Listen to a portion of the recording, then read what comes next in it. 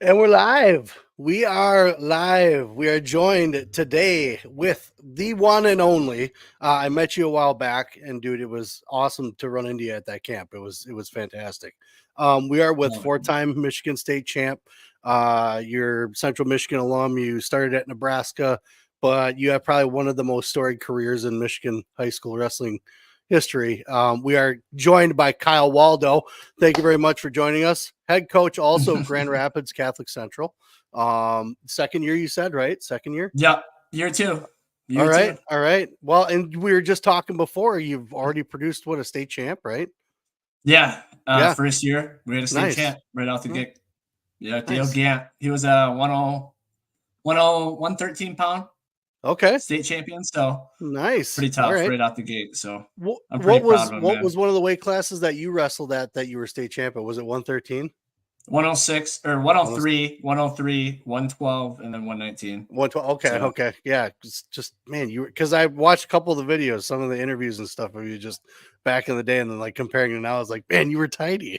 I was so small. You were a little guy. We'll go through it, but Yeah, yeah, yeah, that's been the story of my life.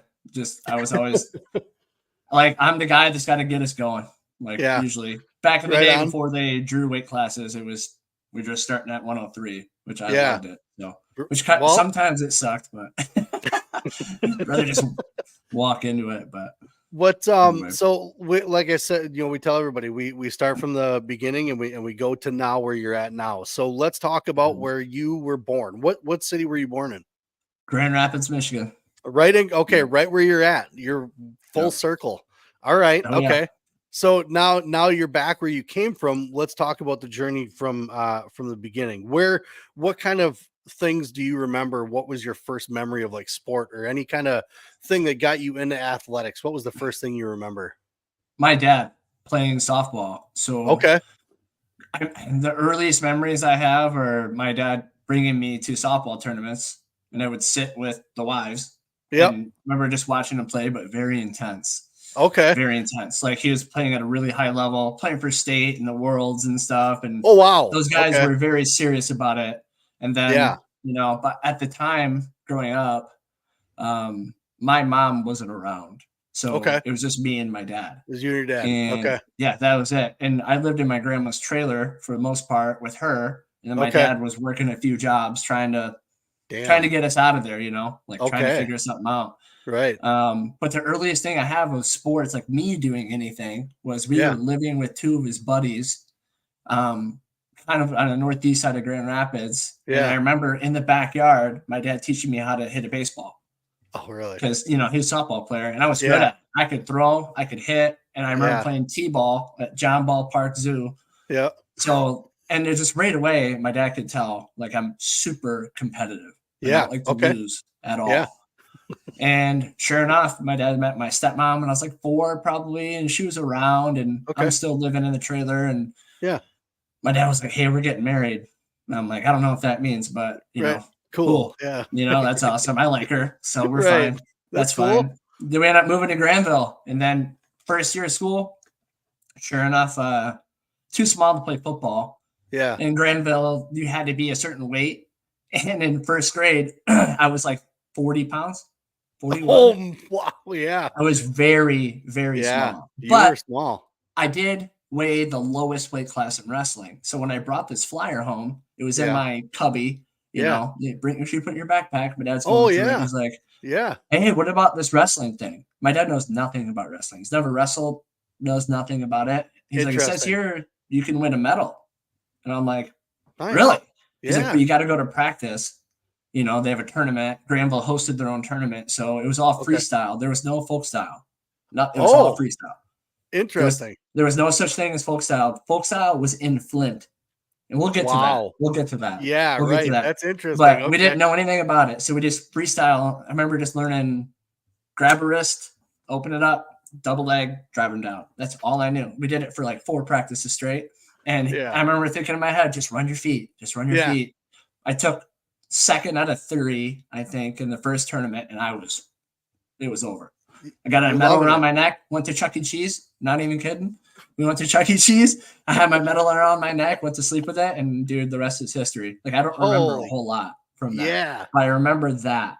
Like, that was Holy like, cow. okay, like, But I that's can a do good one. this. That's a catalyst, you know, I mean, Oh, yeah. that is right there, like the epitome of, on fire. I mean, Liam was kind of the same way. I mean, the first tournament he went to, he got his butt kicked in the first match. He was kind of close in the second match. The third match, he won by a point, and he was hooked. You know, he Yeah. won that one match. It was just that feeling of winning, and plus, you did it on your own. Like, it was Yeah. your result, and he was just like, I did that. So, Yes. yeah, right, exactly. So that's pretty a key moment. So when you Yeah. started kind of your journey into wrestling, then what you're talking about only freestyle. How was it then around like middle school? Did you start wrestling for school in middle school? When did folk style pop in? Well, I would say I don't really remember. I know it was like a couple years in. So Yeah. I think I was 9. Okay. Well, we'll back it up a little bit. Yeah. So wrestling was very much my dad and my thing. Okay. It wasn't just my thing. And Yeah. I will always say that because he Yeah. was so great to me. It Yep. just felt like this was our thing. Like, Yep. I win, you win. I lose. I could For definitely tell sure. you lost too. Like, Right? Yeah, you can so feel it. Yeah. my dad was really good at just playing the social game and getting me where I needed to get to. Okay. And Ben Bennett, you know who that is? That sounds familiar. Yes. Yes. Yep. He's a head assistant at Central Michigan right now. Okay. 4-time Yep. All-American, 3-time state champ. Well, his Yep. dad and my dad talked, and he's like, "Hey, you ought to just come train with us in Rockford." And so That's instead right. of going to club practice, I would go train with Ben in Rockford. Well, we were like, man, we got to find some competition on the other side of the state. Well, there's this thing called folk style, and MMWA runs it in Flint. It's a hell of a drive, but if we wake up early enough, the weigh-ins are on site morning of. So if we leave at 4:30, 5 a.m., we can make it there, weigh in. Wow. So we were just doing that and doing freestyle in the spring. So I didn't really know the difference. All I knew was I could lock my hands in one and the other one I really couldn't. I wrestled just like folk style. I hit switches, stand-ups, like no kidding. I just wrestled folk style. Like I didn't. Holy cow. My dad's too stupid to know. Like he didn't know. He didn't know. God bless his heart if you're listening to this, Dad. You just didn't know. It's fine. How did it? Like you said, with the stuff that that he had going on, he played softball. He was an athletic dude, but like that sport, it's the same thing with me. Like now Liam's to a point now where it doesn't matter if it's freestyle or folk style, it's beyond me. Like, right. That's about sports, but to know that much about it after a while, you're just like, all right, Jesus, take the wheel. And I'm sure you're just trying to put him in the best position possible. That's it. Yep. And like based my off, dad you was try a to master at that. you try to surround yourself with the right people and talk to the right people, and hopefully you make that right decision. And it sounds like he was a supportive guy, because it wasn't like he was questioning whether or not we should do this. Like it feels like he was all in with you when you decided to be all in on this, and went with you. It doesn't sound like it was easy, like you guys probably had to figure out ways to make things happen, and we totally get that. But it just seems like he saw your vision and was just trying to, kind of follow up with you. And that's what we kind of focus on a lot too, is like the support system that you have. Not having mom around, but dad was that guiding force of what you were doing. So where did you it's just a unique situation, really only being exposed to freestyle first, which is great, but at the same point though too, now, did you feel like you guys had to play catch up? You had some really great guys to obviously learn from, but having only freestyle, do you feel like you had to play catch up when it came to wrestling school, school wrestling, or did you kind of have a handle on that by the time you got into it? That's the thing though. We were not taught freestyle. We were taught folk style from our coach and just wrestled freestyle tournaments. Okay. So like we knew the rules. Holy. And like we knew a gut wrench, and I knew what leg lace was, and I knew how to defend it. But in our minds, it was not any different. Like, oh my God. Okay. Like, well, and then obviously when Dave Dean went and brought folk style out of Flint, there was right when I entered middle school. So 7th grade is when it finally came out. So we were just traveling. But my dad met Logan Stieber's dad in our tournament in Ohio. Yeah. And that's how we got hooked up with the Taylor, Stieber, Palmer, all those guys. He went down to Jeff Jordan. Because in reality, man, in Michigan, there wasn't anything really. Like our coach was Ben's uncle, Tom Bennett, and his dad, Doug Bennett. Tom won a state championship in Indiana. He wrestled for John Carroll. Okay. So like he was in there, but very quickly we surpassed that, and we needed something else. So 3 times a year, we'd go to Jeff Jordan's camp to go wrestle with Taylor and Stever. Yeah. And all the rest. It was just an insane camp. It was insane every single year. Yeah. But then I would come back and just test myself and then go back to camp, get a little better, go back, test myself. And then Eric Juergens and Young Guns. Oh, yeah. They started in Michigan, an hour from my house. Really? So when they came, everyone went there. And that's when everyone in our area just skyrocketed. Just took off. It's unreal. And then we kind of all came back together when they left Michigan, and the rest is history, really. So and that kind of goes to say the same thing with like Ben and Max when those guys opened up Askren here. Like Wisconsin has skyrocketed in ability, and knowing like so you were already surrounded by some really great dudes. Your dad was making some good moves to get you around some decent guys. You know what I'm saying? So yeah, exactly. Well, and whatever he was doing with like his sports with softball. I mean, the level he was playing at, obviously he knows that there are angles that you got to do and make to be able to be the best.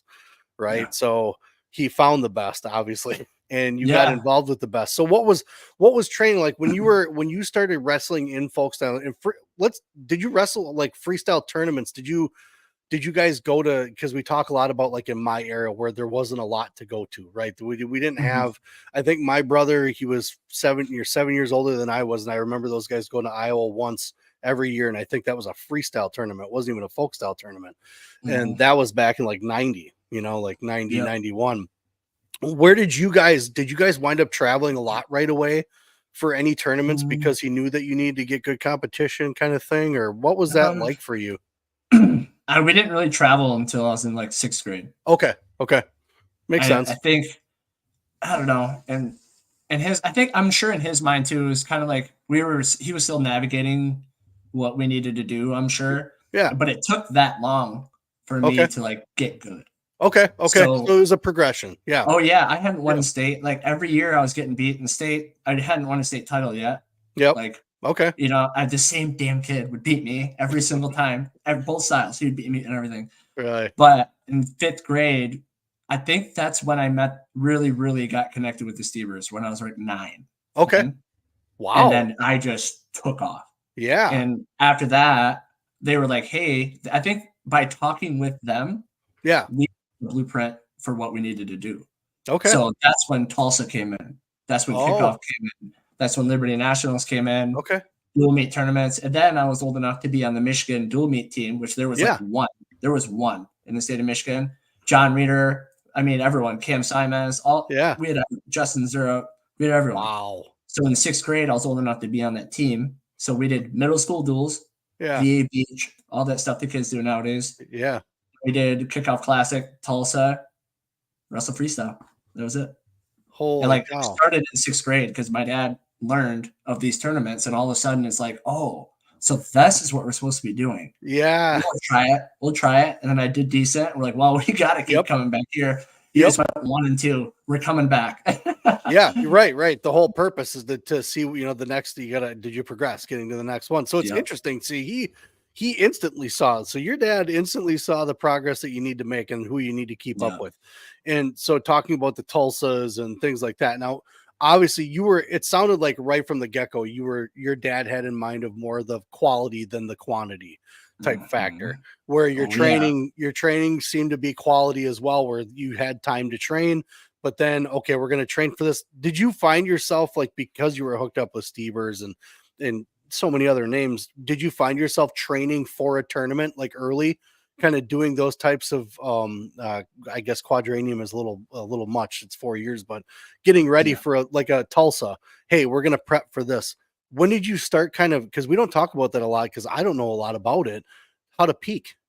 Did you learn that from those guys when it came to training for, even as a young guy, when it came to training or getting ready for a Tulsa? Did you guys throw any of that into the mix with training? I'm sure it might have been more in depth than I realized. Sure. That makes sense, because I was young, but it seemed like we had a couple weeks between tournaments all the time. Okay. That was the thing, is like I would go to, because my way in middle school came into West Michigan, and I remember going to the state finals. I wrestled like 1 minute and 20 seconds total the whole day. Wow. And like I'd go to the freestyle state, I would tech fall everyone in the first period. It was just like, this is pointless. This is pointless. But because nobody really had the opportunity to go do what we were doing. Sure. And like I'll say it right now. We were the front runners that started this whole damn thing. I know Metcalf was at kickoff and like Reader. So like we had seen those guys do it, but there was nobody going to Tulsa at the time. When Ben Bennett and I went, I think there was only a couple other guys from Michigan. No kidding. Holy so like cow. that we knew, of course, right? Yeah. Like that we knew of. And it's obviously we didn't have internet on the cell phones and track wrestling back then. So it's like who we saw from Michigan, but it's like I just feel like we were ahead of the game. Like I just don't like it. Everyone was wrestling in state, but for dual meet teams, how the hell are they supposed to even get into this tournament? We're the only Michigan team there, wrestling Keaton Jordan and all these guys. So like if you're good, you're on our team and we're just blasting off. Wow. And you guys were just all down there. So that's why like when I got my freshman year in high school, it wasn't a question about whether I was going to win 4. Like, of course I'm going to. Like in my mind, like, I've been watching you guys wrestle. This is nothing. Right. At least in my mind. And then you get there and it's a little different. It's a little different, right? It's a little different. The cockiness disappears very quickly. Right. So when you're I just can't believe it's amazing that you guys were able to just kind of take it from the beginning like that and kind of run with it. Especially again, it proves that having those D1 level guys around to share the expertise and the experiences that they had. Mm-hmm. I mean, because they were dealing with world level guys then at that point though too, because that's where they were at, So now bringing that, we were missing that for a long time in Wisconsin. I mean, now we have all these guys coming back, like you got Kaczynski or Coach Nazar. You have Askren and these guys, but there's a lot more. There's a lot more, even like the D3 guys that are coming back and sharing that knowledge. And making it such a better environment as far as wrestling and technique. When you guys started to explode like that, where were you? How you were going to Tulsa, the tournaments like that, but what were you doing for training? So because that talent was so far spread, was it just because you guys had that group of guys that you trained with that came up with that, or were you finding yourself having to travel to train? Well, this is where early on, like when Ben and I were training together, we were the same size. So I guess if we back it up a little bit before Tulsa, I would say the year after we went to Tulsa for the first time, around 9-ish, Ben gained a bunch of weight, started hitting puberty. And I didn't hit puberty until I was 15. So it's like, oh, what are we going to do? So Ben brought in a couple guys. I brought in a couple guys into our room in Rockford in his basement, and we started a wrestling club, Michigan Extreme. Okay. So that's where Extreme came from. And then eventually we're like, well, hell, people are just wondering what we're doing because we're going to tournaments and just thumping dudes. Right. And our guys are training with are thumping people. So people want to come and train. And then he started our club, and we had by far the best wrestling club in the state of Michigan and one of the best in the country for sure. I remember hearing that name, quite a bit, just reiterated at tournaments and things like that. So it's interesting that you guys you really had to create your own thing. You guys had to make something to make, whatever you wanted to keep continue. So with that being said, what's that? Go ahead. The training itself was just insane, I guess. What? If you want to talk about the actual training. Yeah. So in general, we plan on being there. I know in my head, it was 2 to 3 hours. Okay. Wow. And we don't know where we're going to land in there. And there's been a ton of times where the power was out. So they'd open all the doors. Guys would pull up their trucks, flash their high beams. Wow. And we'd go. Like, we're going to get it in no matter what. Right. And the parents were just a bunch of psychopaths too. So, like, they're going to be there, and they're all friends. They're all really good friends. That's awesome, though. It was a ton of exercising. Right. Just getting our bodies ready to go, which is so smart because they knew that we were going and getting the technique that we needed in the summer. Right. Most of us would travel. We'd go learn from the best. Perler, the Jordans, like we'd go learn. And then when we come back in the fall, it's like, does he really want to mess with that? Or does he just need to put us through a workout and make sure we get our reps in, get our live in? And then he said the conditioning. Wow. Ben's dad said we would condition until everyone broke. And he said a lot of times we would just go and go Yeah. and go and go until the majority of the room was done. And sometimes it would take 3 hours, sometimes it would take 2 hours, Wow. whatever we Wow. needed, but So a little different. nothing is A is I was gonna say that little is different. a lot of the stories you hear, you know, it's not it was that one person or he had a partner that was kind of grinding. You had like a whole group and then turned it into a club of Yeah. guys that were just wanting to grind the piss out of each other. Yep. So knowing knowing what you guys have put yourselves through, what were you guys were dealing with injuries? I mean, things like that, just grinding that much. You guys weren't really coming up. You're just strengthening yourselves so much just by just the There was battle. injuries, Sure, but sure. if Went you through don't it. if you don't have to go to the hospital, Yeah. you better get your shoes on, Billy. Whoa, You yeah. better stay in there, big dog. I remember my Oh, head going through drywall one time. I wrestled a kid named wow. Riley Ewalt, Yeah, who was the tallest national champ. He was really good. yeah. Um, He but I sent you to remember Kid hitting a double leg D-Wall. on him, and he Yeah. just took my head right through the drywall, and I pulled my head out, and I was crying. And my dad walked outside and goes, "You done?"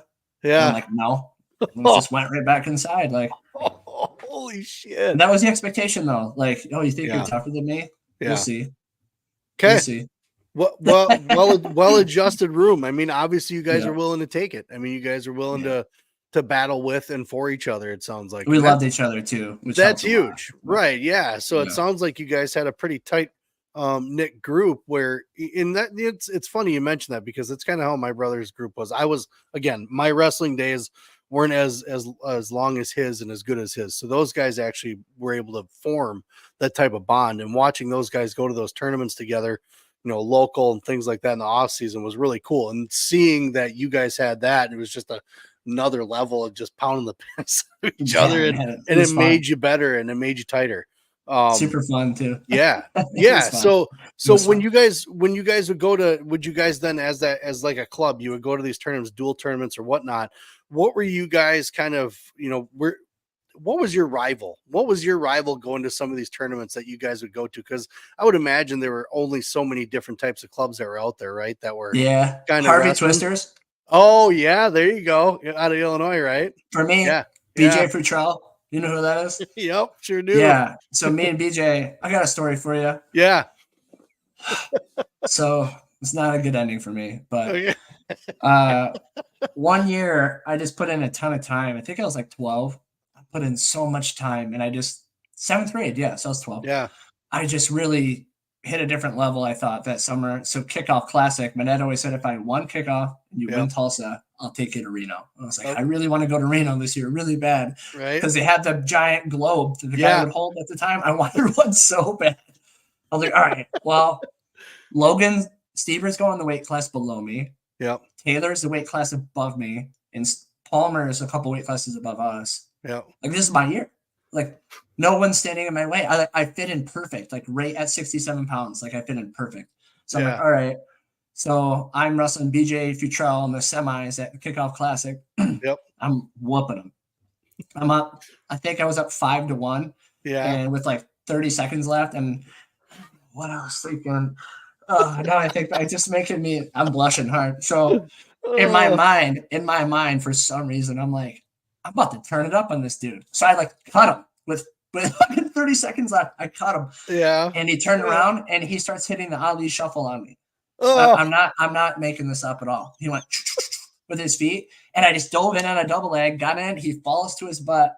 I'm looking over. Yeah. I'm looking at the scoreboard, and I see the scoreboard say 9-8, and I look down, and I see Taylor and Steve are like super pumped for me because I finally broke through. You know, I've been training with him for so long. Oh no! He crotch lifts me, and then on the way through shifts and catches me in a cradle with 4 seconds left.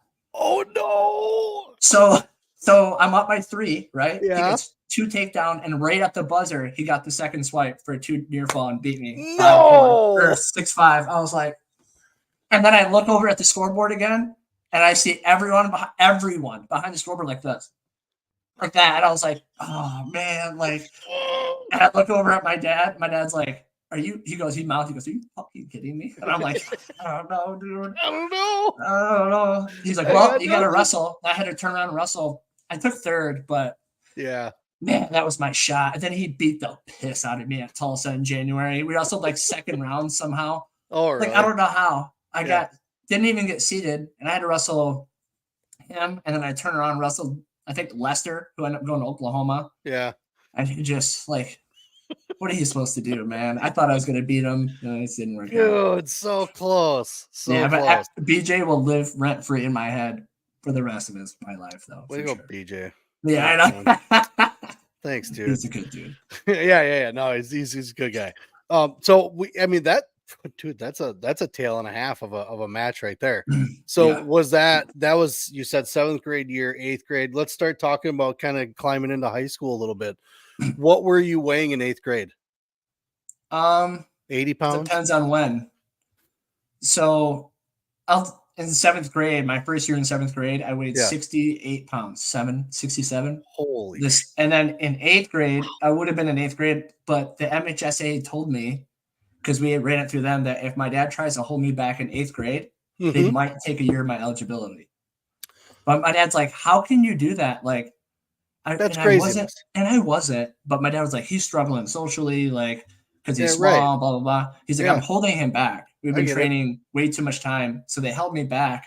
And it wasn't until 8th grade, the big start of 8th grade, is when I was like 78 pounds. Wow. And then I was about 85 by the end of the school year. I was not. And then I hit puberty, like right before high school. Like, I would say June. And then I was 101-ish. Okay. My freshman year. And then after a workout, I'd be like 98. But sure. I was right in there. Wow. But we knew that going in. And I remember my coaches, Craig Shudich was my coach. Yeah. And I remember just thinking, like, nobody can keep up with me. Like, I go to these camps, and Taylor and Stieber were already in high school because they were a little bit ahead of me. Yep. And they were having so much success. And I was right with them. So I'm like, I think if I just wrestle hard, like, I have something to prove. I'm not going to go out there and expect to win, because I thought I was the man. But then I'm like, man, I'm really small. Like, I think I went 50-1 my freshman year. So you did the numbers, right? Yeah. Yeah. I knew what the deal was. Like, I was going to go out there and prove I'm a bad dude. Right. Like, you're not going to do anything about it. And it's, which is weird. But so in my mind, I wasn't very confident. But did you have experience against high school guys before you got into high school? No. You guys didn't do that, wrestle up just a grade or something like that. So I mean, how am I going to wrestle up? Because I'm 103 is the minimum weight class, right? Very true. So it was actually not in my best interest to go and wrestle some of these guys when I'm so small. Sure. Like, so small. Makes sense. And at the time, I was kind of hiding. Like, I didn't wrestle any tournaments in Michigan at all for like well over a year. So I just wrestled middle school duels, Tulsas. We were just training, just in the dungeon, just getting ready. Getting ready for high school. And they won't be ready when it's time, is kind of what we thought. So let's talk about your first match then in high school. What did that feel like? I mean, jumping that level, was that a different feel of just grabbing onto a guy and how he grabbed you? And what was that experience for you that first time? Yeah, well, there was a lot of emotion there. My dad had kidney stones that morning, and he had to get in the ambulance because he ran. Let me say, he ran outside to the ambulance when they got there. Wow! Because he was passing a kidney stone. So like, my dad wasn't there my first high school match, and this kid sucked. Like, I knew it. I walked out there and I'm thinking, this shouldn't be bad. Yeah. Right? Yeah. But all of a sudden, this is what I'm saying. Like, I changed when high school wrestling started. And I noticed it immediately, because I went out there and I'm like, I don't have any confidence. Yeah. And I told my dad that. I was That's like, crazy. I was like, I just don't know. I'm scared. Yeah. So I would go out there and wrestle, and I pinned the kid, I think. I walked off and I went, whoa, I'm not the man. Like, that kid was stronger than me, and he was fast. And like, I'm way faster than him, obviously, but that worried me. Like, that kid sucks that bad. And I struggled a little bit. But that immediately, I was like, okay, I've got to go 100 miles an hour. Like, I have to go really hard. And then after the first tournament, I was like, man, like, I've got to step it up. So your perception right away was great. I mean, you knew just as far as just that first guy, or even, I pinned him, but that was weird. That didn't feel right. Yeah. So you got a little anxious. I mean, so where did you kind of turn? Did you talk to your dad? Was it a kind of coaches that you kind of reached out to? What kind of things were you going through? Just inside you dealt with it, and you told yourself, I got to go 100 miles an hour. But Yeah. I mean, you just dealt with it on your own. Yeah, I'm an only child too. Okay. So Okay. and like obviously you heard some of my story growing up, but Yeah. like Yeah. I never had help getting through things. Okay. Like Okay. when I'm sick, do you think someone's there to like make me Right. feel better growing up? No, dude. Like Right. my dad's got shit to deal with. You better deal with your shit too. Like so in Yeah. high school when I felt like that, like this is my dad and my thing, but I wanted it so bad. Right. Right. So bad. I was Yeah. so obsessed. So what I did was go home and watch my video immediately. What did I do right? First of Yep. all, what did I do right? Yep. Like where and how did I get to those positions? And what else is possible from that too? And Okay. then I would go back and rewatch it and go, I Damn. didn't like that, didn't like that. But I'm going to give myself credit first because I knew where my head was at. Okay. So I'm like, don't beat yourself up when you watch this. Let's just see what you did good and like Yeah. make Yeah. myself feel good. And then I go back and watch it, like, all right, well, I can work on that. And I can work Yeah. on that. You're just So doing the math. You weren't putting any yeah, emotion. You're just watching obsessively them. though, Yeah. like But that's it. dude, look where it got you. I mean, Yeah, and that's why I was never the strongest guy right. ever. But I guarantee you, I know myself better than you do know yourself. Like I Sure. know myself really well. I know Well, where I'm really good and I know where I'm not, and I'm going to get there. and just kind So of listening to how you treated things right away. I mean, if you're able to dig down, yeah, for sure, you're going to definitely have some stories to talk to yourself about and be like, hey, you and I need to do this, so we need to get it done. This is it. yeah, So that's awesome. yeah, And especially from such a young age to be able to have that. And I get, I get the having to deal with, only having one parent, and then plus, it's not that it doesn't sound like, your dad is kind of, gruff, but he was telling you, he's making you understand you need to do this. Like, it's you're my way gonna have out. to, right. You're gonna have to someday be able to deal with this to be able to make it out. So I Yeah, think it just shows the resilience, number one, that you had to be able to kind of deal with things on your own, but also your dad was smart enough to know that, hey, this is going to toughen him up. I've got no other choice but to do it, this way with him, and it works. It's just like Kerry Cole out with yeah. his dad. May not have worked with another kid, but guess what? It worked with him. I wouldn't want Worked it, with me. right? Exactly. I wouldn't want it any other way, but I wouldn't anybody else to go through it, kind of thing, right? Yeah, I can't So imagine my dad doing anything different. yeah, yeah, and we love those guys for it, right? That's the whole deal. Mhm. Is kind of looking back. I mean, hindsight's 2020, right? You can always Right. predict things perfectly once you get past them, but the things that you went through in life built a character, inside you that said you need to keep fighting and keep battling through things. When you got into some of these where some of these championship matches that you had at state, like you're like, holy shit, I could have lost that right there. I didn't go back and watch every single one of them. So where did you have any kind of state matches where you really had to kind of dig in and like, oh, I didn't realize this guy was going to be like this? Um, my I would say I had 2 matches that were Okay. like that. Okay. 2. And I Yep. just did a catalog of every match in my head. My Right. freshman year, I barely won in the state finals, but I was very, very sick. Okay. And Okay. if I wrestled that match 100 times, I'm gonna tech fall him You're right. 98. Yeah. So it was crap. But my junior year, sorry, my junior year, I bumped from 103 to 112. Mm-hmm. Spent all summer lifting and trying to get bigger and get ready for it. But the year before, the kid that made the state finals, he's going 112 again. Okay. He's a big, strong, hairy dude, like Yeah. well way in his puberty. And I'm kind of on the front of it. Yep. And I didn't really put on the size that I needed to. I was like 118. Okay. Okay. But again, that summer though, I had Mm-hmm. spent a lot of time in Ohio, just a ton of time down there training, getting Yeah. ready to go. And sure enough, I went to Dinzy duels. We didn't I think, and I'll be honest, I think I was scared at some level Okay. to test myself at Fargo because I Yeah. haven't wrestled freestyle in so long. And I figured in my own head, if I just won 4 state titles, why would you not recruit me? I Right. didn't understand that Michigan, I was just pigeonholing myself into doing this one thing. Yeah. And I didn't get out. But anyways, as we're going, I figured there's one kid I'm gonna have to wrestle. His name was Justin Fleeson.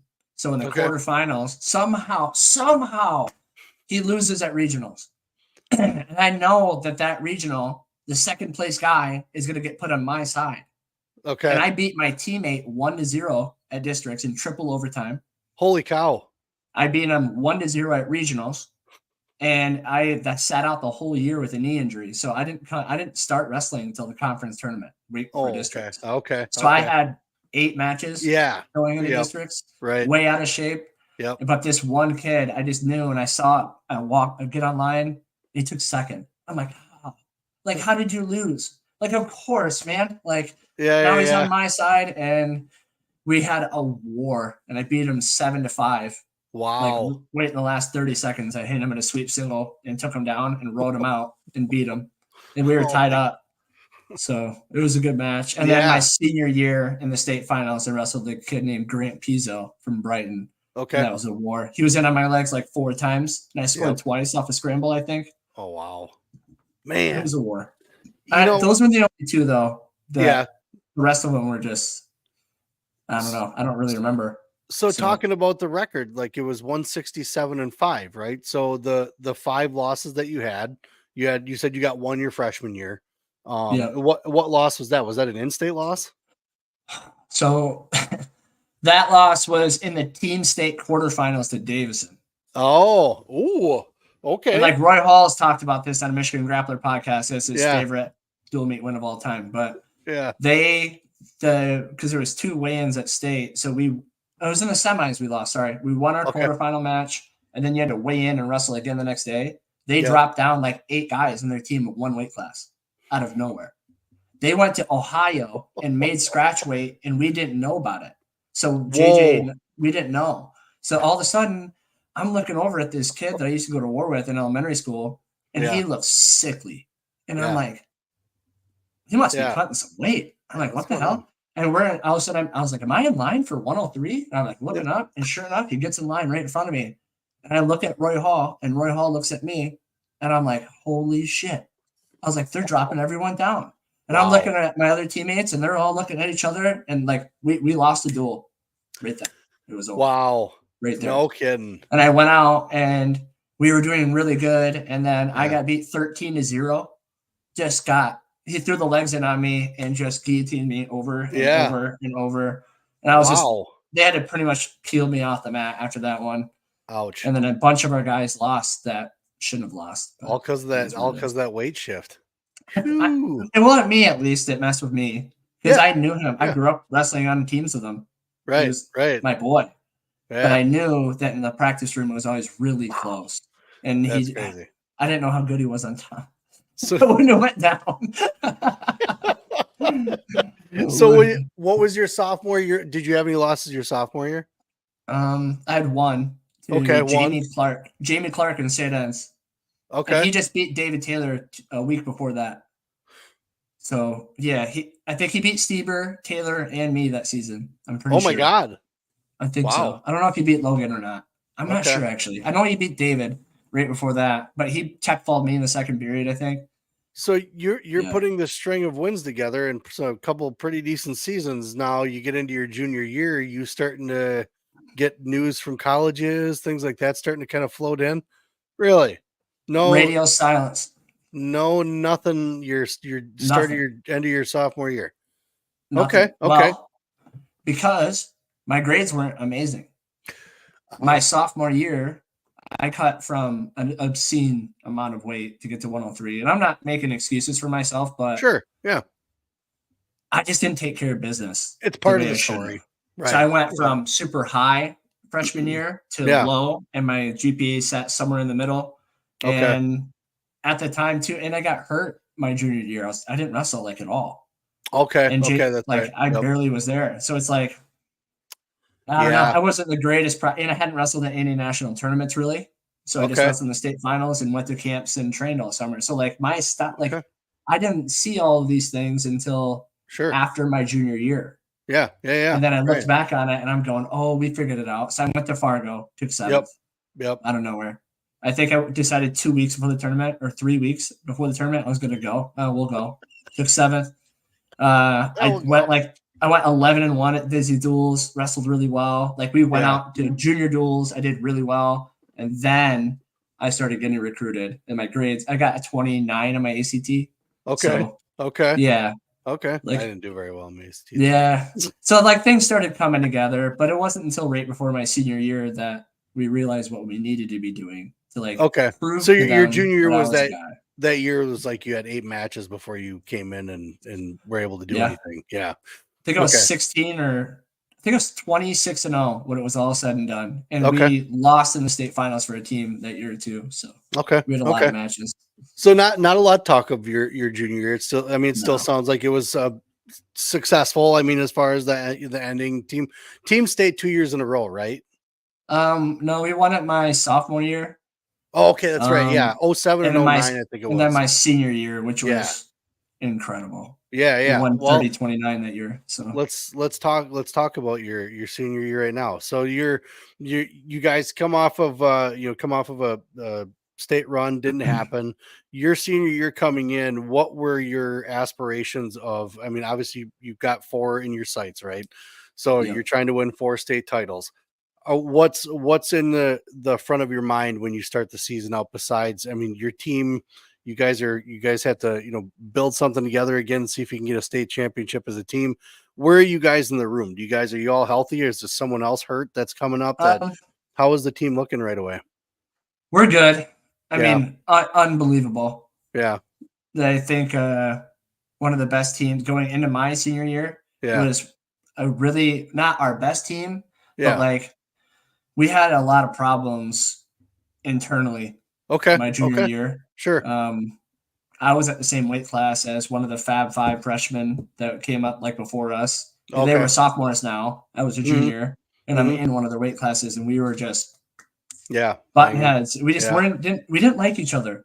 And Ben Bennett was our senior captain, and him and the other one of the sophomores would go to war all the time. He was really good, and they would fight and stuff. It just was not. We didn't like each other like that. So the only thing I could think of my senior year, I don't even care about the 4th state title. It would mean nothing to me if we don't win one as a team. It's embarrassing. Yeah. Like we should have won. I should be going for my 7th and 8th state titles right now. Yeah. So my only goal is I went out and printed some stickers because they didn't put logos on headgear. So I got some stickers made, and I went and met everyone in the parking lot in front of the school before school started and was like, listen, let me lead us this year. Let's not fight. And we just came together, and that was the only thing I could think of was just trying to be friends with these guys. Let's be a team. Cohesive. And because it's not gonna do me to go to train with the guy that doesn't like me either. Right. That we're not buddies and we're not in this together. Right. If you guys got your own little flick and I'm on an island right now, like that's not good for me. Especially for the next 4 months, when you're dealing with the season coming up, for sure. Yeah. So where did you guys? I mean, let's talk about that a little bit. We kind of dive into some of these guys, like team building. What were what came up in your head to help build? Like, were you guys, you see some guys doing like spaghetti dinners, things like that. Were you guys sleeping over? Like you doing, going to reaching out, maybe hitting a camp together or something like that, or doing whatever you can during the season? Was it just little things like that? Just because, I mean, we're all from the Midwest, right? Who doesn't have a crock pot in their house where you have a bunch of guys come over, maybe, watch some old wrestling movies or something like that? But what was that the kind of thing you guys were doing? We just hung out usually at one of the kids' houses. Yeah. Like a lot, the parents were all really tight too. Okay. So that sophomore group was now juniors. Yeah. And they all lived in some nicer houses. So I could drive. And I lived in Granville, which was 40-ish, 35, 40 minutes away. In the wintertime, about 40, 45. Yeah. So a lot of times, like, I don't want to go home after practice. And I have club that night too. So school, practice, and then club. Ooh. Can I just come over and stay the night? Like, and I'll just, you have some clothes I can borrow. Like, so that's how it started. Floyd Mayweather was fighting back then. Yeah. So their parents love hosting the boxing fights. So all the parents would come, and then we'd all go downstairs and they'd cook food. And awesome. Every Saturday after a tournament, we'd always meet up at one of the parents' houses. We'd all hang out with each other after the tournament. Yeah. Until whenever we wanted to. If we wanted to all stay there, we all would. And that's awesome. Parents were cool with it.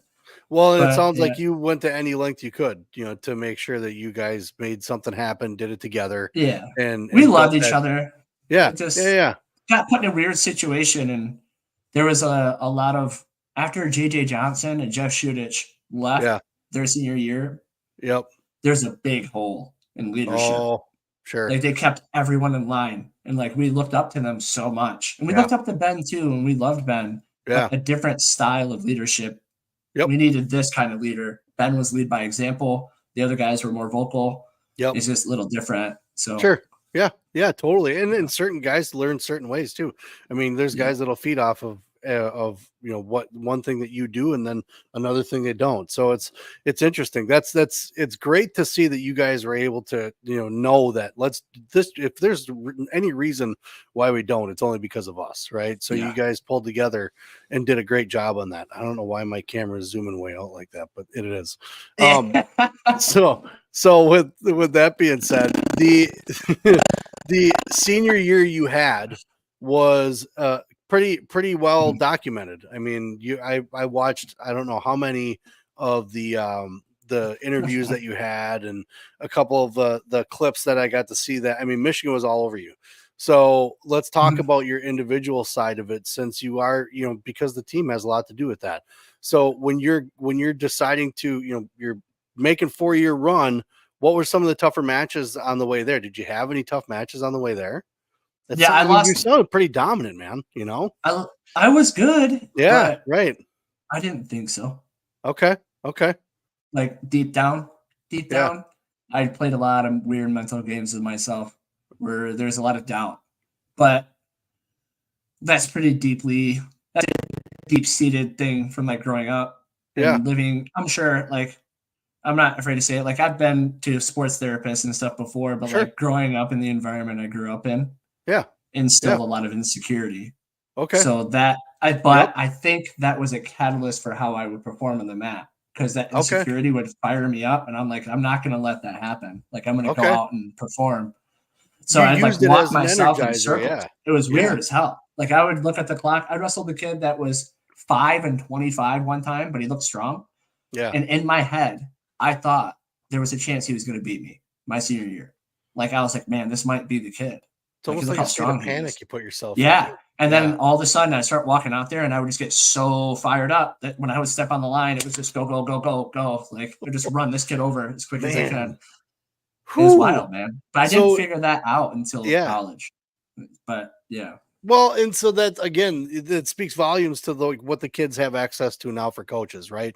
Yeah. At the ages that they have, with the guys like you that are coming back to the high schools and coaching, you guys bring that level of things that they're going through. That a lot, like you said, your dad didn't wrestle, but there's a lot of kids that are out here. Their dads don't wrestle. They don't know that anxiety that happens when you're just out there by yourself, and Yeah. you're like, oh man, and especially as dominant as you were, you already are playing probably through your head like, I've got to do this, I have to Yeah. perform this way, minus the social media stuff and things like that. You're doing it, you're kind of telling yourself, I can identify with that. It's just you've built this persona for yourself, and not even everybody else may around you, baby, telling you this, but in your head you're like, I've got to do this. If I don't do this, who knows what's going to happen. I don't know if Yeah. if it's a social fear of getting made fun of or whatever it is, but I've After got to that. perform, Yeah. so I did. Yeah.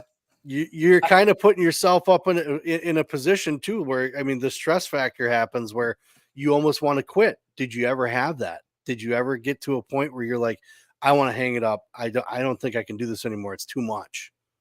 yeah. Like Yeah. all the time. Not, I would say not once I got into high school. Okay. Like I did Yeah. lose twice my senior year. Yep. And like I lost to the same kid I lost in my sophomore year and stuff like that. But Yeah. growing up, there was so many moments where I Really. was like, man, this sucks, dude. Yeah. Like Yeah. school's tough. School's tough already as it is. Like socially at school, I'm not the guy. Right. Like I'm a really, really tiny, tiny kid, and we don't have any money. Like we were Yeah. broke. Yeah. So I'm at this nice Granville Fuck. school, and like we're in the same pair of damn jeans I wore the last 3 Yeah. weeks because Yeah. and like these kids are. It's just there was a lot going on up there, Yeah. so it's like I don't know. Shit. I was like, man, I'd rather not wrestle. Like this sucks. But I Yeah. think the wanting to quit would happen when I'd have a bad practice. Like, okay. I'd be like, Okay. man, I don't want to do this anymore. Or Yeah. all of a sudden we'd be at practice for 3 hours. I'd get home, it's 9:15, and then I eat some crappy meal, and I'm like, man, like, this sucks, man. Like, Yeah. I could have got home at 3:30 and been watching cartoons. Like, I And I'm missed not. all my shows. I missed all my shows today. And like, but my dad always told me, like, this is it for you. Like, do you want to play college athletics? And that was it for Yeah. me. Like, I was an athlete. Like, Yeah. I thought I was gonna play college football at one point. Like, Damn. that kind of kid. Yeah, you know, Damn. yeah. All right. How Okay. delusional. But I was like, listen. Well, he told me you're not going to be big enough to play football. Yeah. You're not a fast enough runner to be small and play baseball.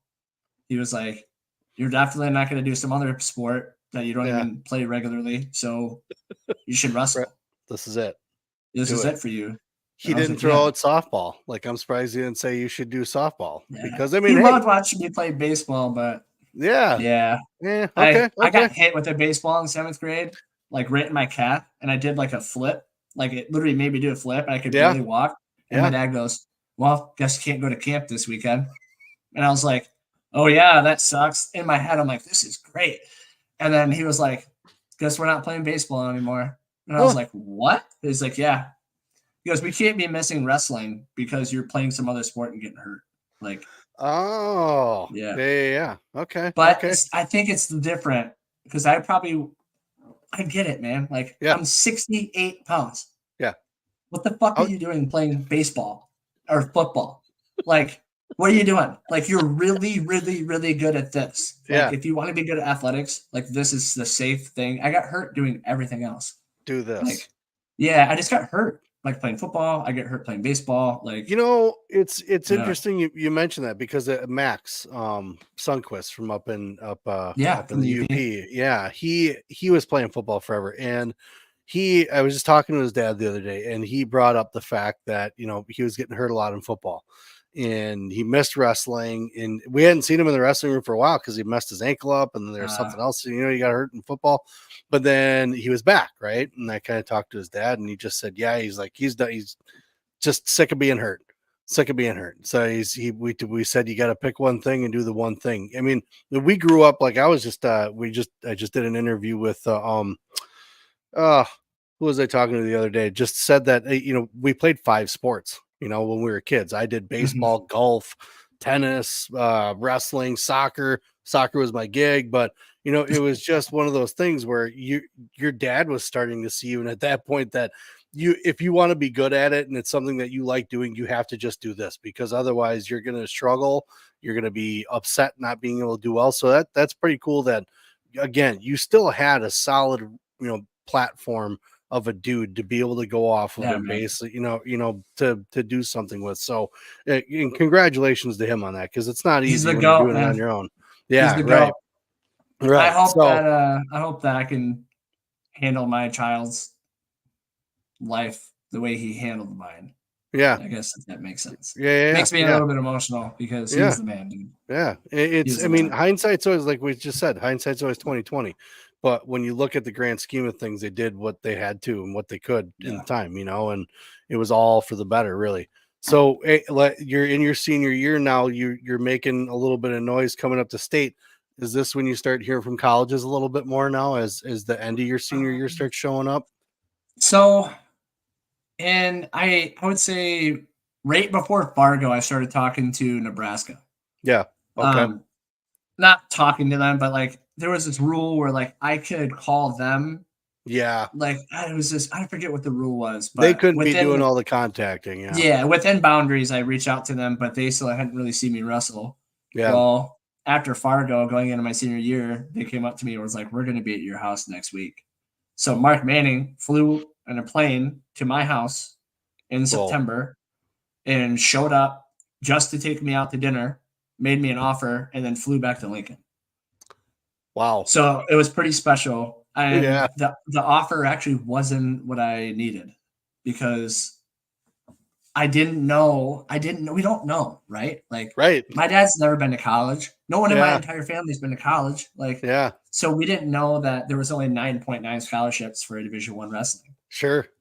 We figured, man, I'm about to get taken care of. Well, he hands me the envelope, and I remember opening it up, going, 50%? Like, what?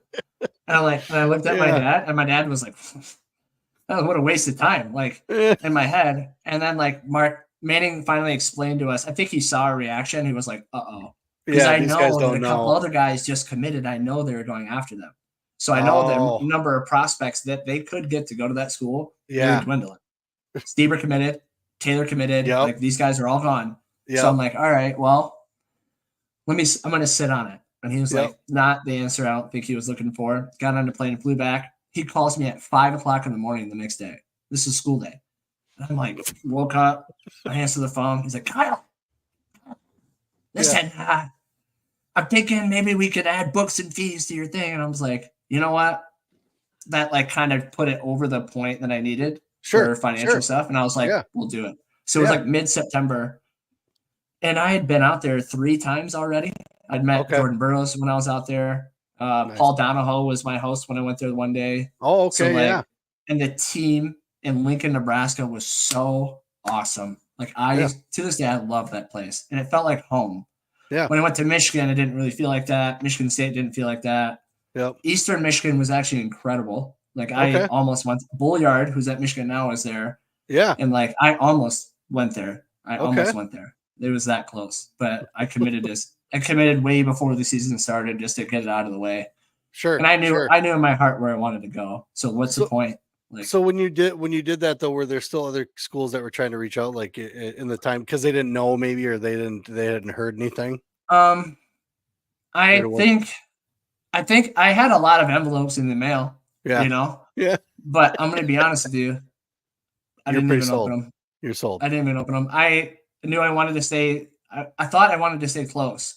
Yeah. So I was like, it's either, if I'm going to go anywhere, I'll go to Nebraska. But Paul Donahoe was there, and he just won a national title at my weight class. Yep. And then this is before that stuff hell happened. Yeah. So I committed, and then this stuff happened. So I committed thinking Paul was going to be my coach. I'm like, dude, this is so sick. Like, I watched Paul win a Nebraska singlet. Like, I'm going to go there and win a national title. Right. For sure. And then that stuff happened. And then I went there, and it was still great, but, like, there was a little part of me that felt a little bit of a disconnect of, like, why I was there. Yeah. You know? So we talked a little bit about that in the past, about that experience going into the Nebraska room, kind of like, you know, when you're going from a high school room, just middle school to high school, then high school to college. I mean, it's a transition. You're talking men now, right? When you're going to college, we're talking men, straight up men. Okay. So you're at what you said, was it 118 or something, I think, or 120? I was just over 120. Okay. I think it was 124.5 every day. Even when I went to Nebraska and showed up, I was still under 130 pounds, like soaking wet. Yeah. Because a max squat of 105, 115. I'm not joking. I've got a story about that, but we'll get to that in a minute. You got to your state final, and I watched an interview of you where you talked about in the state finals where you're like, it was a weight off your shoulders. It was, you know, it was done. It was kind of a completion, right? Like, you kind of breathe a little bit. And you'd made your commitment, things like that. So as you work over towards getting into college, and when your senior year ended, were you already had been to Nebraska after your visits? Had you gone there for any type of training in between? Does your state have anything with that, or what were you doing during your senior year? Just getting your wrestling high school stuff, or? I couldn't go there and train. Okay. Logistically wouldn't work out either. Yep. But I know in reality, I was just down in Ohio. As much as I could. Much as I could. Going down there. We're milking what that a win-win. Get down there.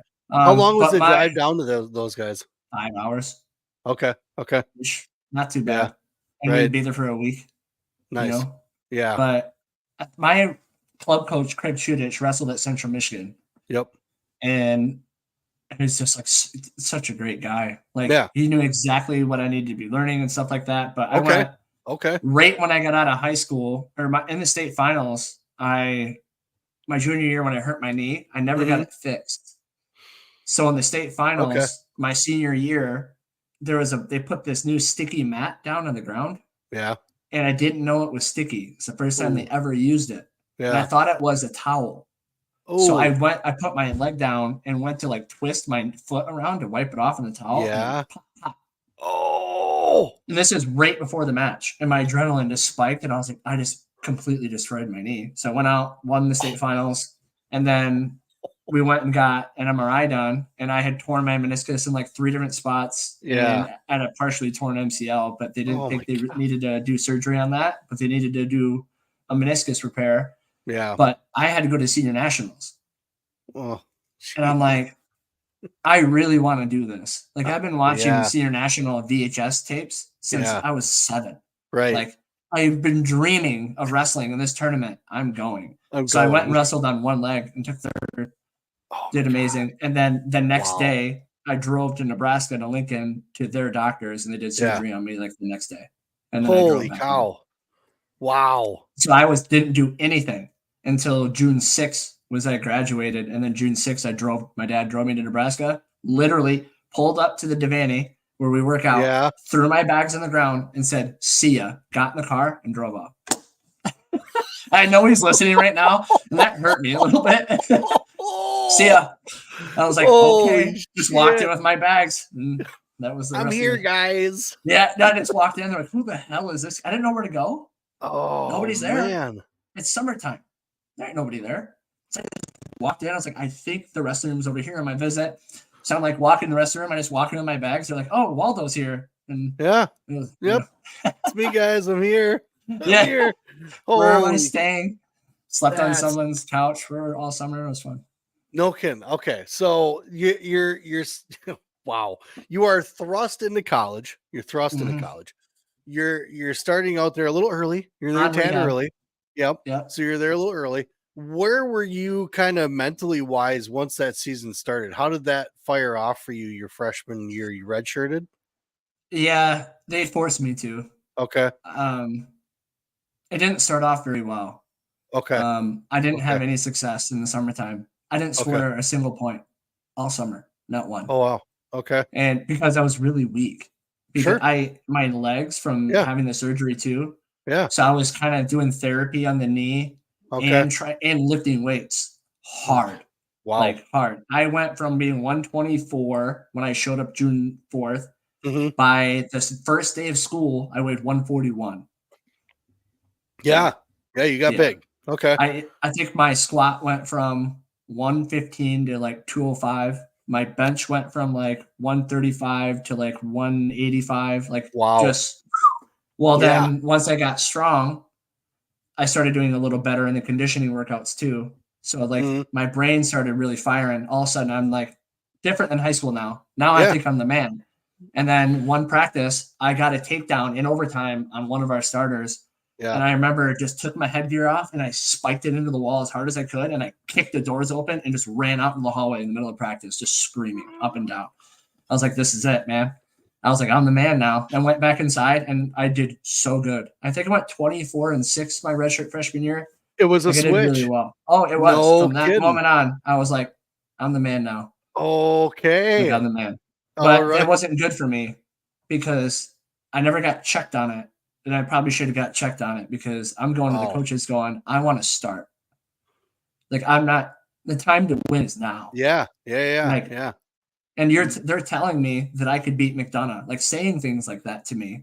Urslan from Purdue, who coaches at Purdue now, he goes, your leg attacks are better than McDonough's right now, I'm telling you. And I'm like, then what are we doing? Yeah, what are we doing? Let's find out, right? Let's find out. Yeah. And it just kind of, the guy that recruited me, Mike Greenfield, went to be an AD in Illinois. Jason Mester, who was my personal coach, he left and went to Missouri.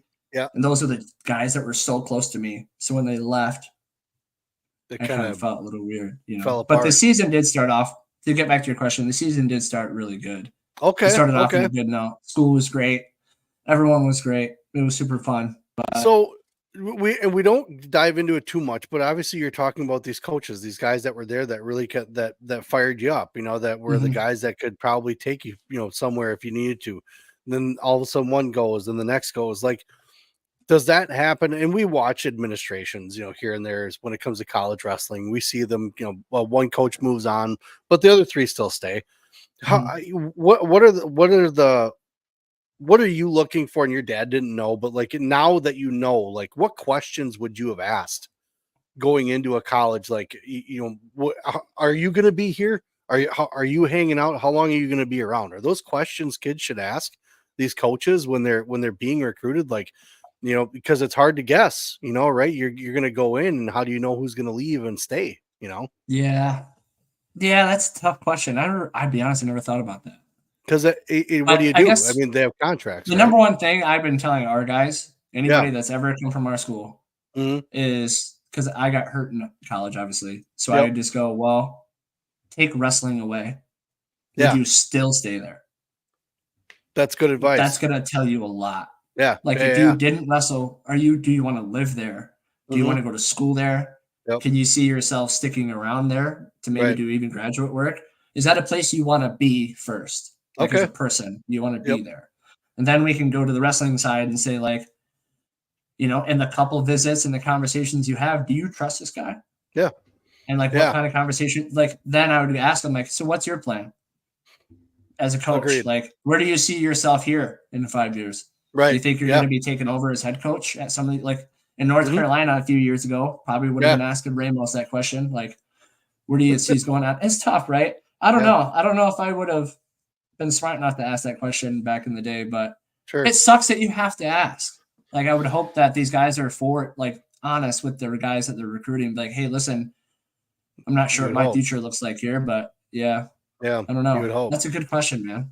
I mean, it's just one of those things because there's the way that things go now with money. Like who are you? What you're investing in me? But what are you giving me out of that? Like, do I know you're going to be here? Do I like you? I that's why I want to come here. Do I know you're going to be here for 4 years while I'm here? If not, what happens? And like you said, I think it'd be dangerous to tie yourself up to a coach though.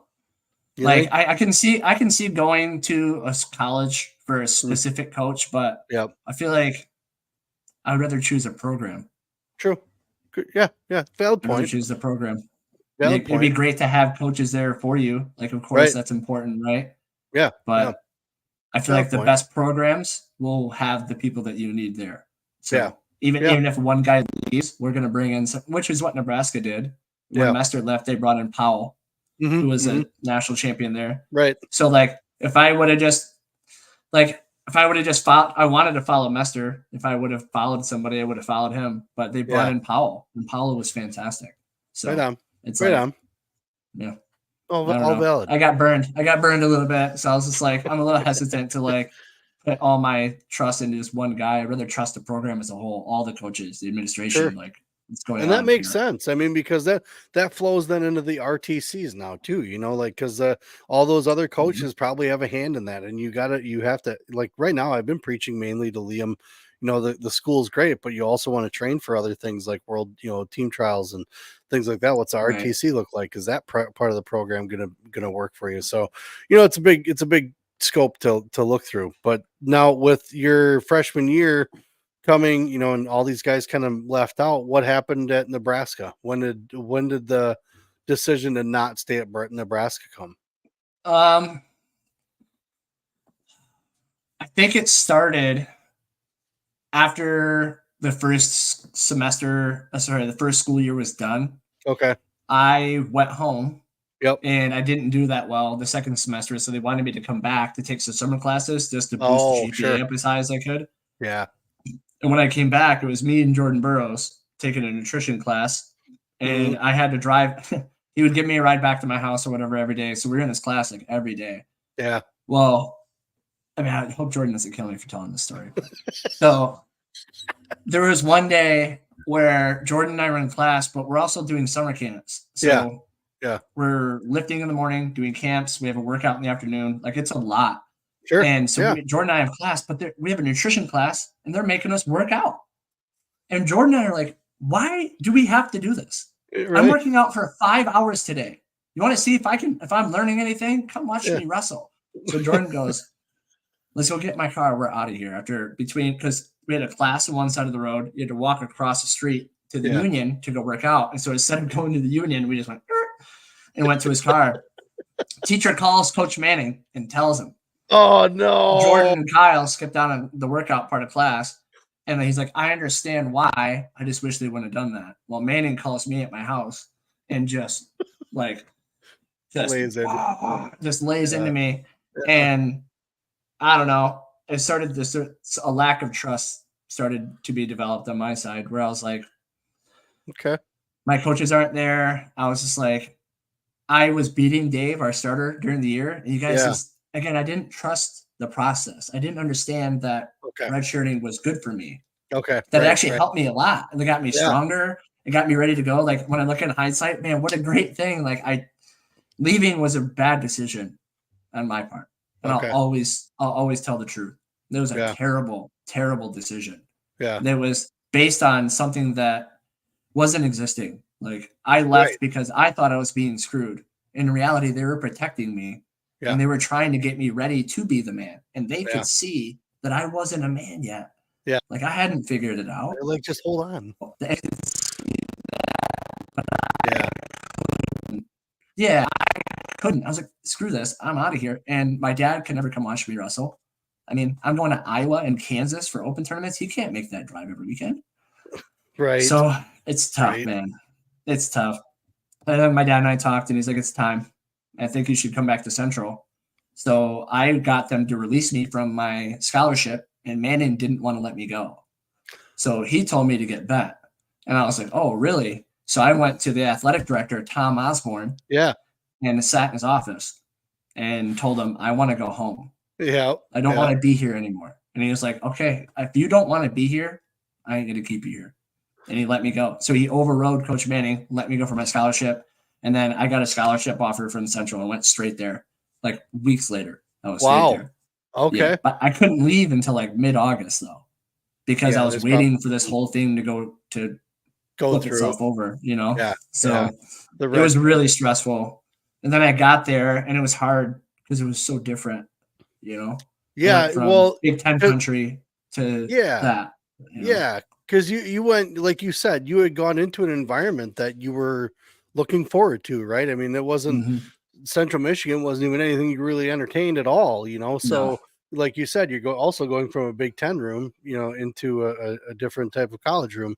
So not to say that it's worse or better, but it wasn't what you were expecting, right? It wasn't something that was a part of your story. So when you got in there, was that kind of like, I mean, your first couple practices, what were you thinking? Like, this isn't, I shouldn't have done this either. Or were you like, I got to give this time, I got to work through this and figure it out? Because we remember you talking about how you had, you know, these stories in your head and the things that you've been doing kind of yourself since high school. Where were you at mentally when you got into Central Michigan? Well, I tore my knee up again in the spring before I left. Shit. So I was still, and obviously I decided to transfer. So guess who couldn't do therapy anymore at school? Me. Oh man. So what am I going to do? I can't go into the athletic facilities anymore and get therapy on my knee. Yeah. So just kind of hobbling around. So the first part of this fall was spent just getting back into it and getting my lungs back underneath me. And the guys were super accepting. Like I did love Central Michigan. Okay. I loved it. Like Coach Borelli is one of the greatest human beings on the planet Earth. Like I love that guy. But all the guys on the team, nobody like held it against me that I was probably going to take one of their spots. It felt really good. It felt really good. But the problem is I was getting stronger and I was getting bigger. So they wanted me. I agreed to go 125 for at least 2 years. There was zero chance. I realized pretty early on that I didn't have the discipline level in order to do that. Okay. Not that I couldn't do it. I was going to say, was it attainable? Oh, yeah. I just didn't have the knowledge and I didn't have the help. Like at Nebraska, if I go to the weight training guy or the nutritionist that they have, they're going to give me a meal card. And I go to the athletic meal table and they will make me my food and I eat these calories. At Central, there's a Walmart down the road. Good luck. So I didn't have any cooking skills. I didn't have any knowledge of how to actually get myself down there. And I'm to be honest with you, was not mature enough to go and figure that out and find it. It just wasn't. It just wasn't, man. It's a perfect storm. So that was the beginning of the end? Once I got hurt, it was. It was. I dropped off a pull-up bar and a herniation in my neck popped out. Like I lost feeling in my entire left arm. Whoa. And like, so like I thought I couldn't move my head left or right. Yeah. So I hit and I was like, I couldn't move. And I couldn't feel my arm. So I was like, oh, what the hell? Yeah. They just laid me down and got an MRI and had 2 herniations, C4, C5, C5, C6. Man. And the doctor was like, yeah, we can get you I was 22. They're like, we can do a spinal fusion. Or you're just. Yeah. And I'm by myself in Saginaw at a doctor, and he's ending my career. And I'm in that room alone with nobody else. No coaches. They never called to ask. No roommate with you. No, nobody with you. No. Holy shit. It didn't seem like anybody cared either. Kind of at the time. As soon as it happened, I don't want to get into it too much, but there was a coach at Central that kind of just destroyed me for it. Damn. Like just made me told me I was a failure to my family, the team. Wow. Coach Borelli.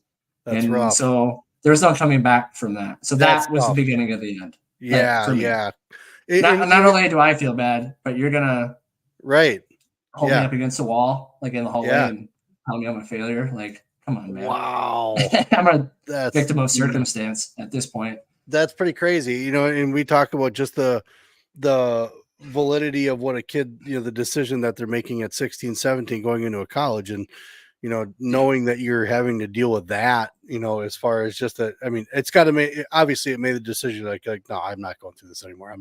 I'm done, kind of thing where you gotta pull the plug. But at the same time though, too, it's heartbreaking to kind of hear that there's a reaction like that to someone getting hurt. Now I should say this too, just a disclaimer. That guy has not been in the program.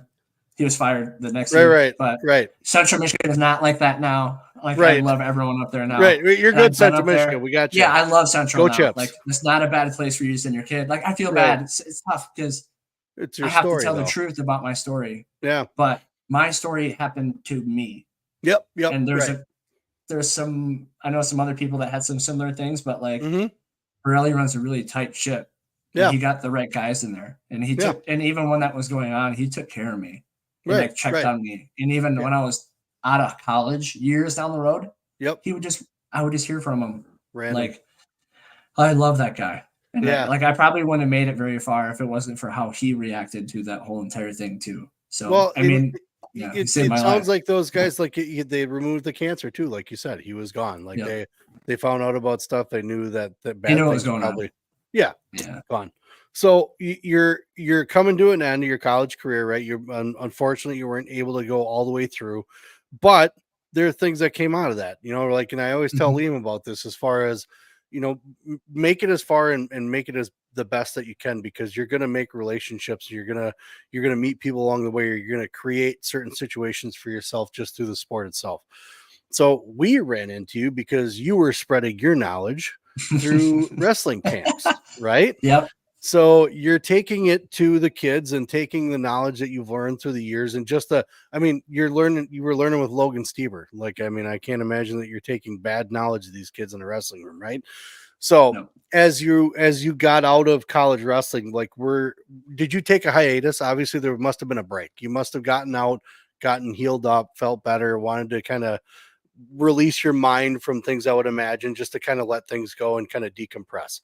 What were you doing in those times? Were you done with school in general? I attended school for 3 more years after I got hurt. Okay. And then came back to Grand Rapids. Yep. So it was like 2012, 2013. Okay. Is when I came back to GR. Started running Extreme. But before that, I didn't really want anything to do with wrestling anymore. Yeah. Didn't want anything to do with it. Yeah, I was hurting bad. I could imagine. And I tell people, my guys, this all the time too, my high school guys, you have got to learn how to be a person. Right. You have to.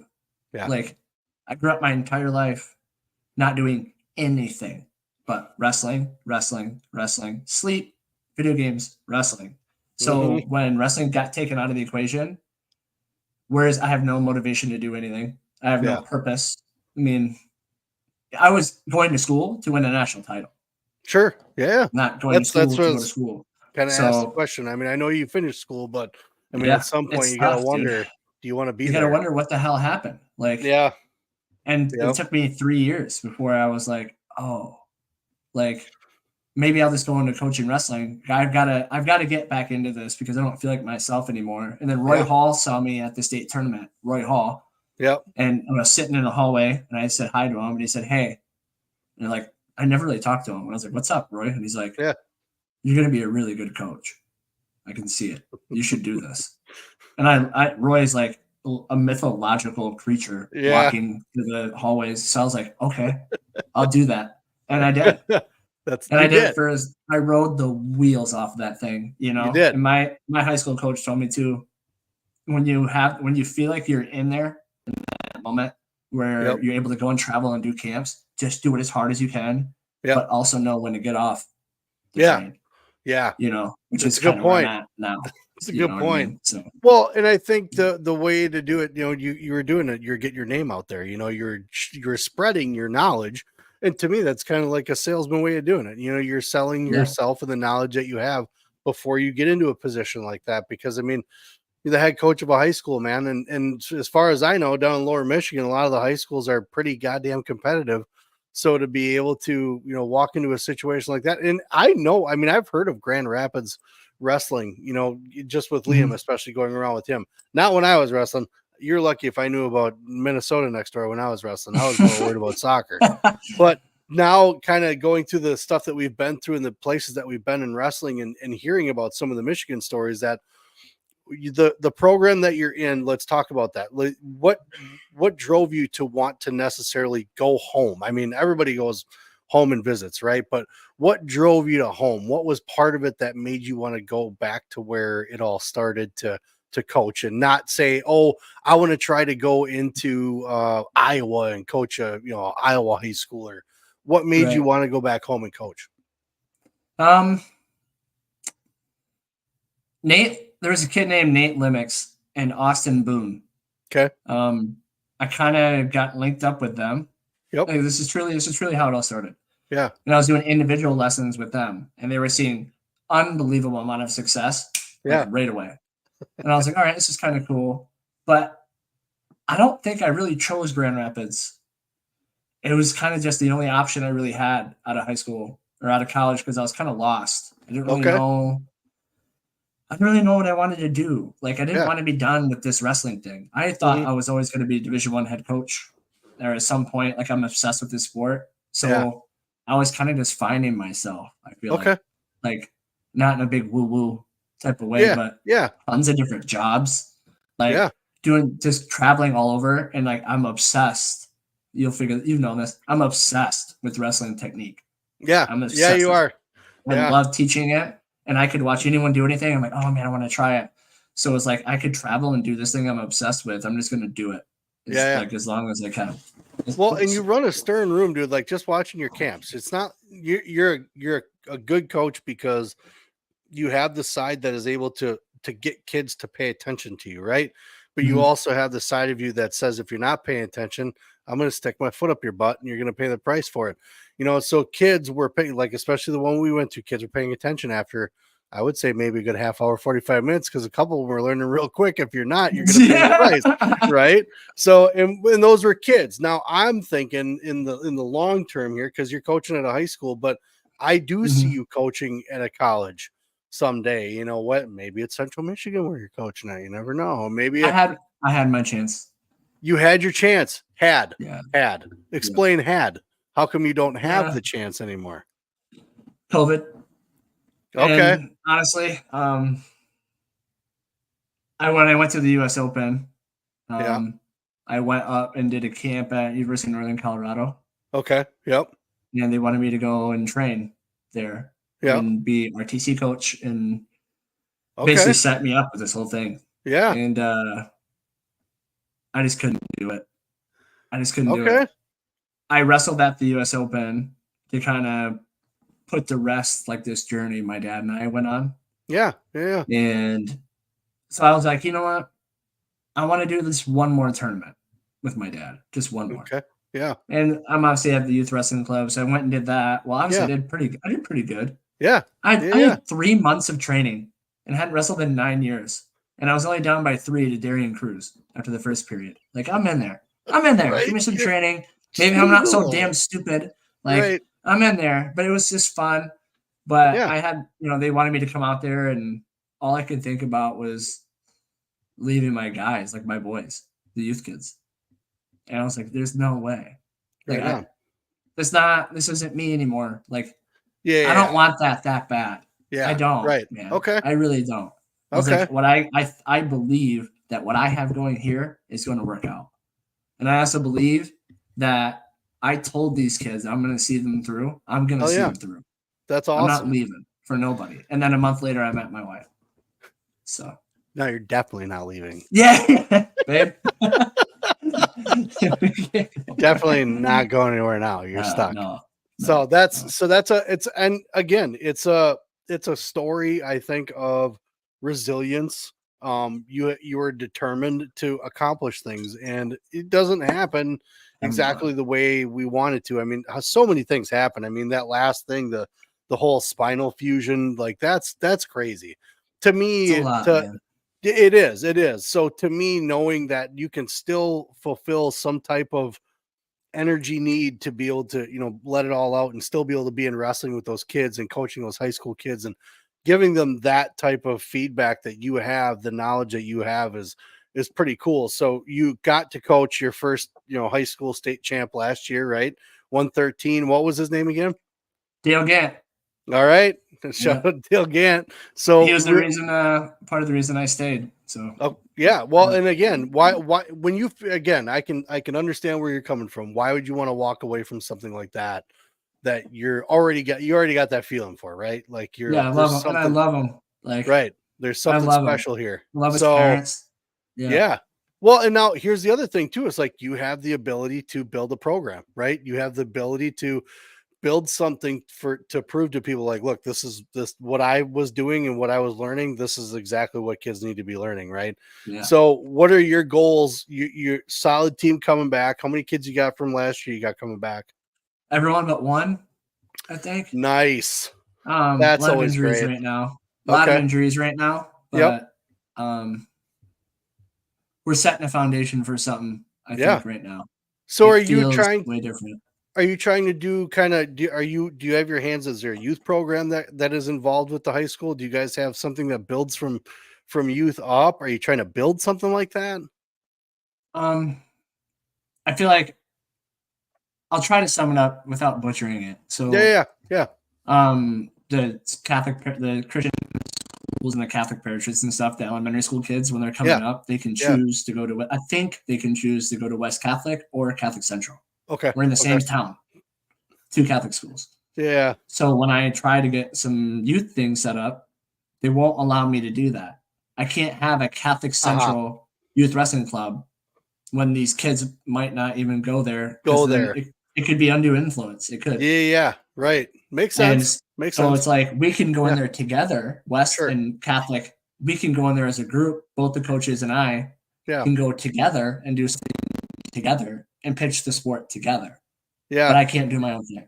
But I started up GRWA because I resigned from the staff in 2016. Yeah. And got a volunteer packet done and just ran a wrestling club out of their school. There you go. So I was like, come on out. And I had no intention of taking over as head coach until I would say like a year or two. I was kind of in the back of my mind. I was like, that would be cool. Yeah. It would line up pretty cool. Like if I could do that. But I was like, I'm never going to be ready. And then it happened. How did that job approach you? How did you get into the coaching staff? There was just because you were moving back home and you're like, hey guys, I'm going to be around. Can I help out? Nate Limmick's dad. Nate Limmick's transferred from Lowell to Catholic Central, and I was his main training partner. So his dad's like, we have some really good guys in here. You really ought to come check this out. Yeah. So I just showed up in 2012, 2013, and was like just a training partner.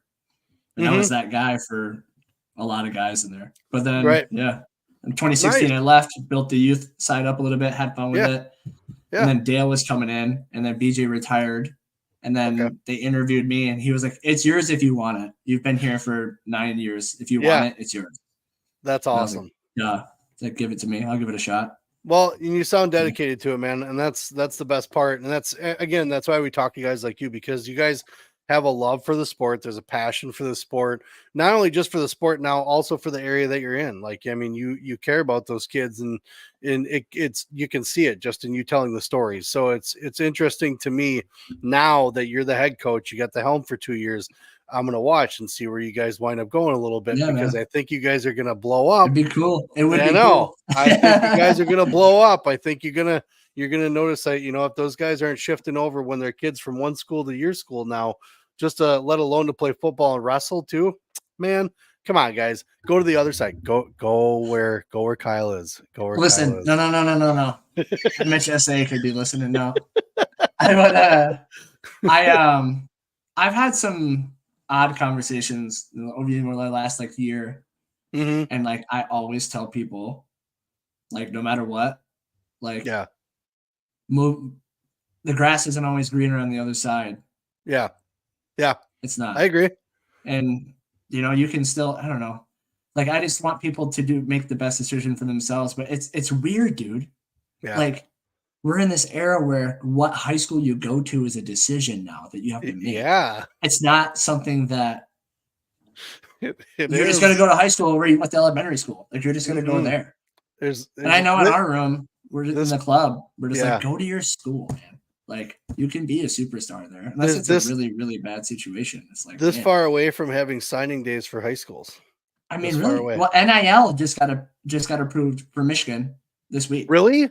So that you can do NIL for high school athletes and stuff now in Michigan. So, well, we got some cousins of ours. Well, it's my wife's sister, but Liam's cousins. They go to school in California, and they basically made an announcement of what high school, the Notre Dame high school that their son's going to be the quarterback there. Made an announcement for it. I just don't think there's any stopping it, man. Really won't. You won't. Sucks. It's going to destroy wrestling, I think, at some point.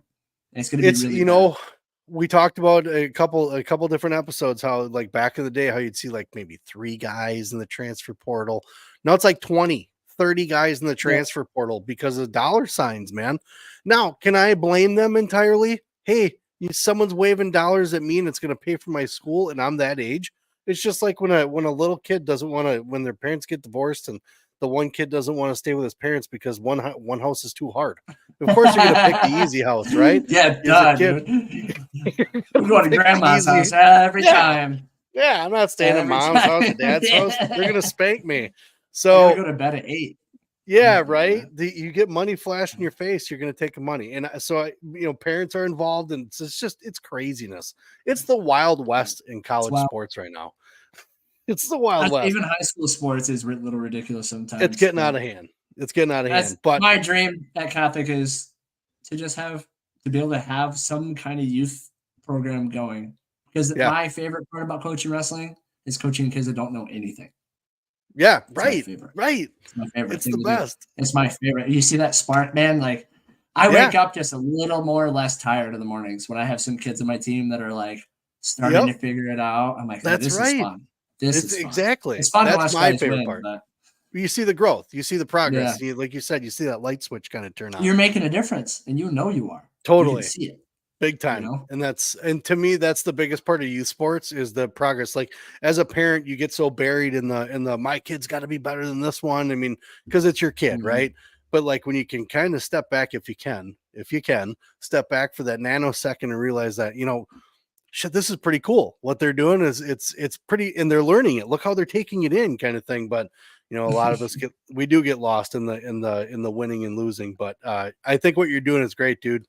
Having you and meeting you at that camp, I think it's changed a lot. You helped Liam out at Super 32 that one year, and kind of my guy, dude. From talking to him a little bit at those camps, and he's been excited about being around you. And we got to get over to Michigan because I know that there's a couple trips we want to make over there and be able to train with you. But I think you're doing great. I think what you're going to do at the high school is going to be awesome, man. And we've had you on for hour and a half now, a little over an hour and a half.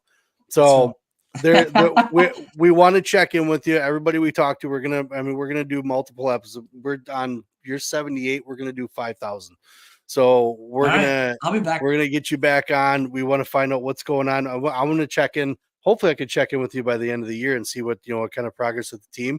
But what are the guys? What's the lineup of guys? Are they sophomores, juniors? What are they? We have 2 seniors, 2 this year. Yeah, the whole team. Oh my god. Yeah, mostly freshmen, sophomores, and a handful of juniors. All right. So it's gonna be this group of freshmen this year. Yeah, pretty tight. Nice. Good. We're having fun, man. Yeah. I'll say I'm gonna let you go, man. I'm gonna talk to you a little bit after we're done here, but I'm gonna wind up hitting the button. They'll mute us. We're gonna let them watch the cool logo for a second with the ads on there. But we appreciate everybody listening, watching this. The audio version will be out this week. But we've been talking to Kyle Waldo, man. He's Grand Rapids Catholic Central head coach. It's been awesome talking to you. The guy is going to make a huge difference over there. So watch out for those guys. But we're going to let you guys go, man. Peace. Thank you.